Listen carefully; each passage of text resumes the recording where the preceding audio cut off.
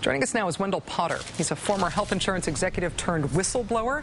He was head of public relations for Cigna, one of the nation's largest insurers. He's now a senior fellow on healthcare at the Center for Media and Democracy. Mr. Potter, thanks very much for joining us again tonight. Thank you, Rachel. And also, I was at Humana for a few years, too.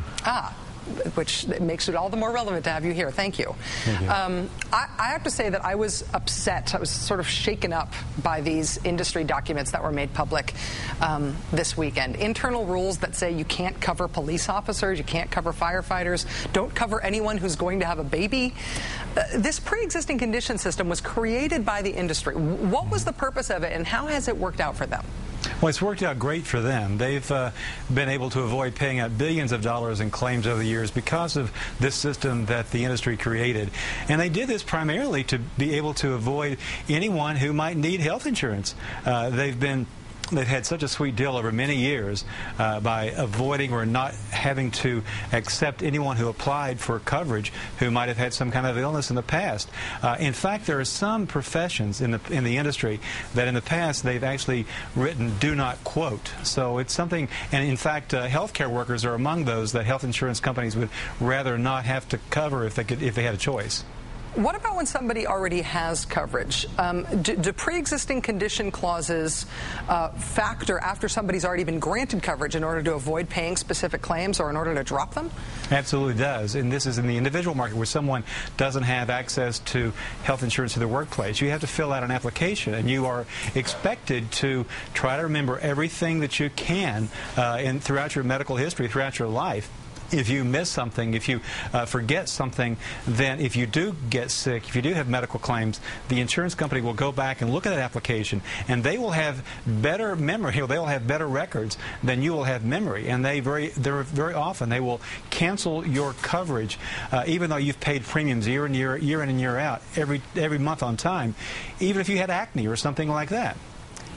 Right, when we look at the prospects for reform right now, the idea of getting rid of pre-existing conditions is something that pretty much everyone seems to be on board with, even the health insurance industry. They're willing to let the pre-existing conditions thing go. If you put yourself in the mindset of yourself when you worked back in the industry, or executives who are there now, surveying these reform prospects right now, how are they feeling about what may be happening to their industry? Well, they would be willing to give up pre-existing conditions as a condition to deny coverage, because they see this as a potential bonanza for them.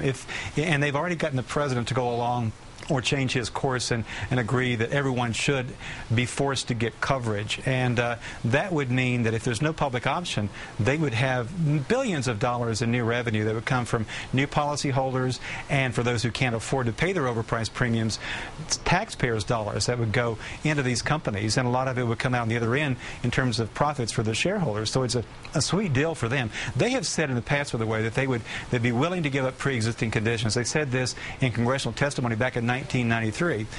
It's empty rhetoric, but they would be willing to go along with it, first of all, because I don't think they can avoid it this time, and secondly, in exchange for getting all these new customers, you betcha they'd go along with it.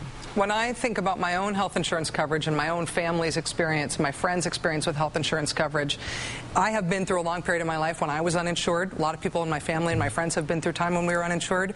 But I also know a lot of people who have health insurance right now but still feel that we are underinsured, still feel that we're being given unaffordable costs even after paying unaffordable premiums.